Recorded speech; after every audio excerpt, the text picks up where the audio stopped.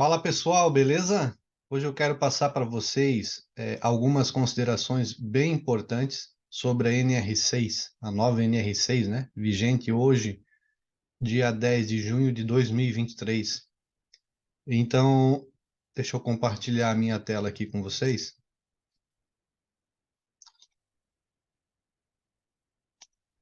Pronto. Só lembrando que, se por acaso você estiver assistindo esse vídeo após essa data, dia 10/6, né? Pode ser que tenha ocorrido aí alguma alteração na norma, né? Então é bom sempre dar uma reavaliada aí se não teve alguma mudança. Hoje vai sem edição de vídeo mesmo, pessoal. Tô com um pouquinho de tosse, mas nada impede aí da gente fazer o nosso trabalho, que é sempre passar, né, a melhor informação, divulgar aí as melhores práticas, né, de segurança do trabalho.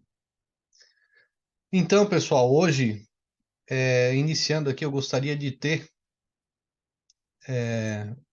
a primeira de ter a primeira ideia com vocês com relação ao porquê, né? A gente vai falar de NR6, que fala sobre o equipamento de proteção individual. Bom, em primeiro lugar, é para que todas as pessoas interessadas, né, em gerenciar os riscos ocupacionais, mesmo que não seja da área da segurança, às vezes é um administrador, às vezes é um contador que precisa auxiliar a empresa, às vezes é alguma pessoa da parte do direito do trabalho, enfim, todos os profissionais, em algum momento, vão acabar sendo abordados por esse tema, EPI. Então, seria aí alguns conceitos básicos, né, para que a gente consiga entender e levar adiante aí essa questão, né, de EPIs de uma maneira profissional, né, de uma maneira técnica. E aí a primeira frase que eu gostaria de deixar para vocês é: busque eliminar a cultura do EPI. Jonas, mas você está falando para a gente não utilizar o EPI? Não, não seria isso. Eu estou falando para a gente tentar eliminar a cultura do EPI, o uso indiscriminado do EPI.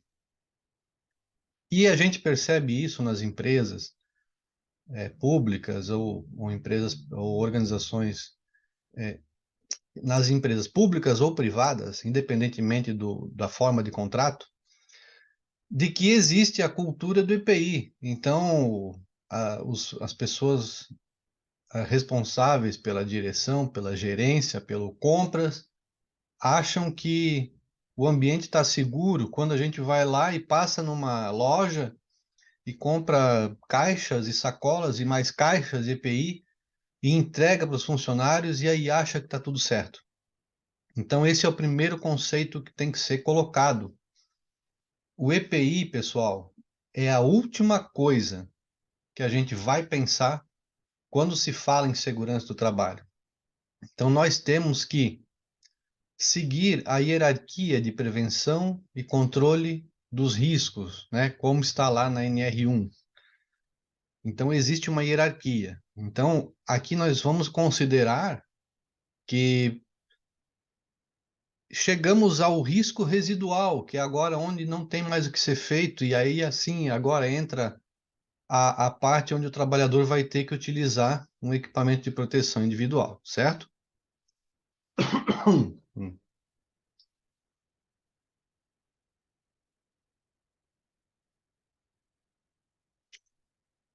Vamos passar aqui para o objetivo? O objetivo desta NR é estabelecer o quê? Os requisitos para aprovação, a comercialização, fornecimento e a utilização. Aqui vai a primeira dica, gente. Se é um requisito, tá? Se é um requisito normativo, em algum momento, alguma fiscalização do trabalho possivelmente poderá cobrar de vocês. E quando a gente fala sobre essa questão de requisitos, é importante a gente lembrar que existe a portaria 672 de 8 de novembro de 2021. Aqui está o link. Eu vou deixar depois para vocês a possibilidade de baixar esse PDF comentado aqui. E aí vocês vão conseguir acessar os links que estão aqui, as minhas anotações. Então, essa portaria, ela vem agora complementar, né, tudo aquilo que é requisito em questão de EPI. Então, para todos os profissionais que trabalham aí na área, é importante dar uma lida nessa portaria, tá? Entendê-la, né? Buscar tomar mais conhecimento dessa portaria, porque ela discrimina alguns outros requisitos ali que vão ser importantes na tomada de decisão quando a gente precisar utilizar algum EPI. Sobre o campo de aplicação da NR6. As disposições da SNR se aplicam às organizações que adquiram EPI, para os trabalhadores que utilizam e os fabricantes e importadores, certo? Então, todas essas pessoas aqui precisam observar os requisitos que estão colocados aqui na NR6.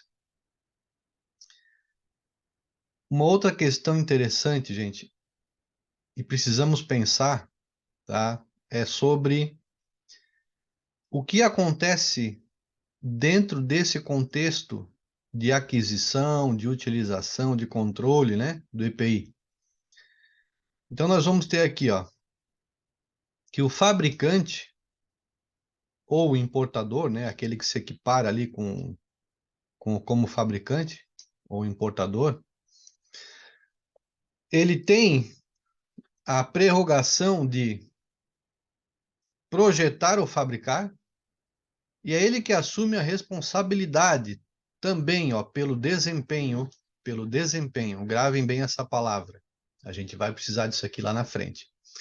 O desempenho, a garantia e a assistência técnica pós-venda. Então, o que que acontece? Eu já passei situações onde eu tive que comprar EPI, óculos de proteção, o óculos de proteção, né, para o trabalhador. E aí, em contato posterior à venda, depois, quando a gente teve problemas com aquele equipamento, porque era de uma qualidade que não permitia, às vezes, nem 2 horas de uso. Ele quebrava muitas vezes dentro da própria embalagem, às vezes sem ter sido utilizado e armazenado dentro das caixas como vinha do fabricante. E isso é um problema. Então, a gente precisa ter uma assistência técnica do fabricante responsável para poder, né, nos auxiliar aí quanto a essas questões. Então, sempre quando vocês forem comprar algum EPI, questionem também essa situação de como que é o pós-venda, né?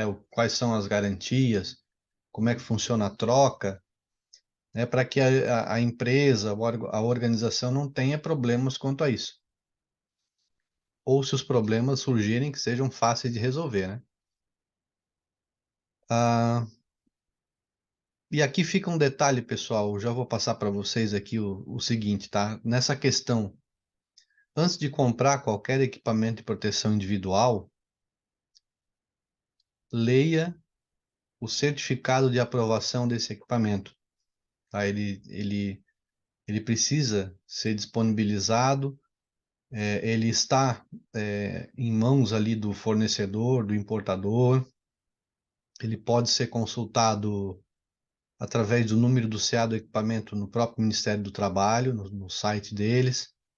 Então, assim, é possível fazer a consulta, leia, tá? Tome conhecimento sobre o que diz no CA.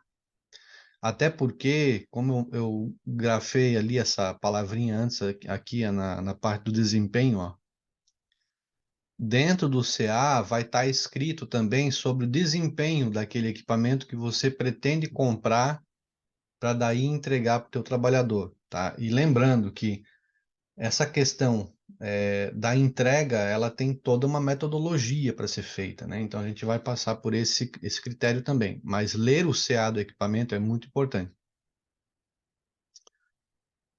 Disposições gerais. Considera-se EPI, equipamento de proteção individual. Aqui, ó, o dispositivo ou produto. O dispositivo ou produto de uso, é claro, individual. Então, usar um equipamento de proteção individual de forma coletiva pode acontecer em alguns casos? Pode, tá? Desde que haja uma higienização e uma limpeza adequada, mas isso não é a regra. A regra é que ele seja feito, né, a sua utilização, que seja feita de forma individual. E o que quer dizer o dispositivo, né, ou produto? Existe uma questão muito importante, pessoal, que a gente vai precisar nos atentar, e muitas pessoas esquecem disso, não têm conhecimento disso, mas a gente aqui agora vai tomar ciência, né, bem adequada dessa condição, de que é aquilo que está escrito no anexo 1 da NR6 que é considerado EPI. Entenderam? Fica muito aquela dúvida. O que é EPI, o que não é EPI? Até porque isso precisa ser colocado também nos documentos de segurança do trabalho, né? Então, vou citar um exemplo aqui para vocês, pessoal. Uma touca, para quem trabalha em cozinha industrial. Uma touca, né? Porque a gente coloca no cabelo. Ela é um EPI? Se ela tiver um CA, sim, ela vai ser um EPI. Para ser um EPI, tem que ter um CA. E tem que constar no anexo 1, conforme previsto no anexo 1 desta NR. Agora, ela não está prevista no anexo 1, ela não é um EPI, ok? Ela precisa ter um CA e precisa estar no anexo 1. Então, toucas, vamos supor, tem algumas questões também da área da saúde, como um jaleco, por exemplo, não vai ter EPI. Então, tudo aquilo que não é o EPI, pessoal, é uma medida de contenção, né? É uma medida de prevenção, contenção, mas não é um equipamento de proteção individual. Aquilo que não tiver um CA e não estiver previsto no anexo 1 da NR6, ok? Temos um outro exemplo. Eu já vi situações aí no mercado que envolve muito a construção civil. Então, na construção civil, às vezes a gente tem um protetor solar e ele tem o CA, ok? Mas muitas vezes tem protetor solar que não tem o CA, certo? Então, primeiro avalie se tem ou não tem o CA e, em conjunto, avalie se ele está ou não no anexo 1. Depois a gente vai chegar lá no anexo 1, a gente vai ver como é que ele está discriminado. E agora, olha só, entende-se como equipamento conjugado de proteção individual todo aquele utilizado pelo trabalhador, composto por vários dispositivos que o fabricante tenha conjugado. Então, não é o técnico de segurança que vai conjugar, não é o dono do negócio, o proprietário, o diretor, o RH, o médico do trabalho que vai conjugar um equipamento.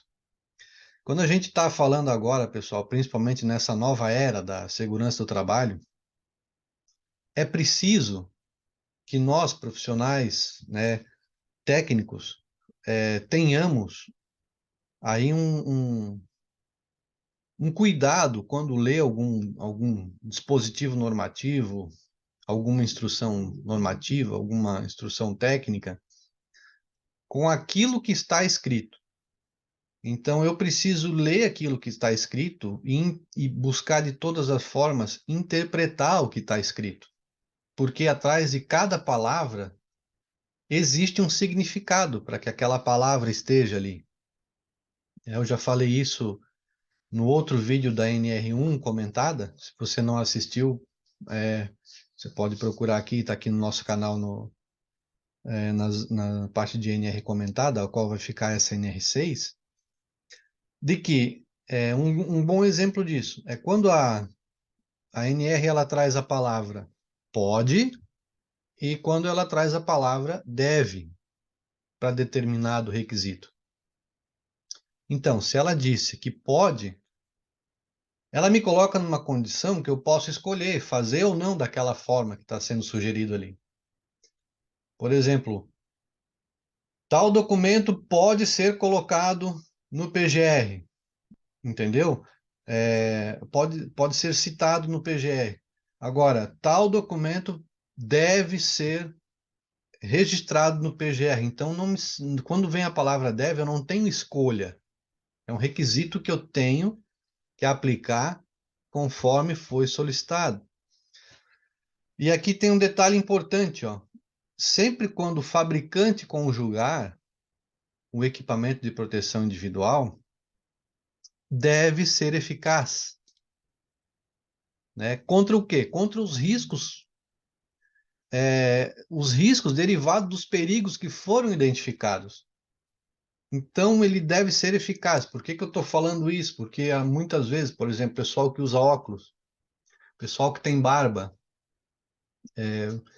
vai utilizar óculos de proteção aí junto com protetor auricular, né? O protetor auditivo tipo concha, a haste vai ficar pegando, ou vai utilizar ou quer utilizar o protetor tipo concha com um capacete, mas o capacete não é preso da forma adequada, então não é eficaz, porque vai passar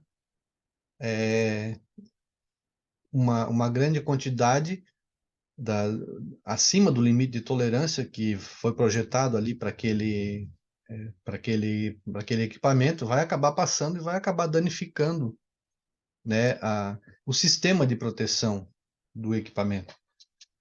Então, o equipamento ele é a última barreira que tem entre o trabalhador e o risco, né, para qual ele foi projetado. Conseguimos entender até aqui? E aqui tem mais uma consideração importante, pessoal, sobre essa questão aí de comercialização e utilização.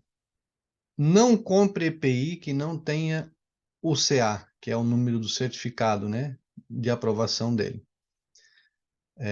Eu sei que existe aí muitas empresas sérias no mercado, mas eu já vi, tá, luvas sendo vendidas no mercado de EPI que não tinham o número do CA.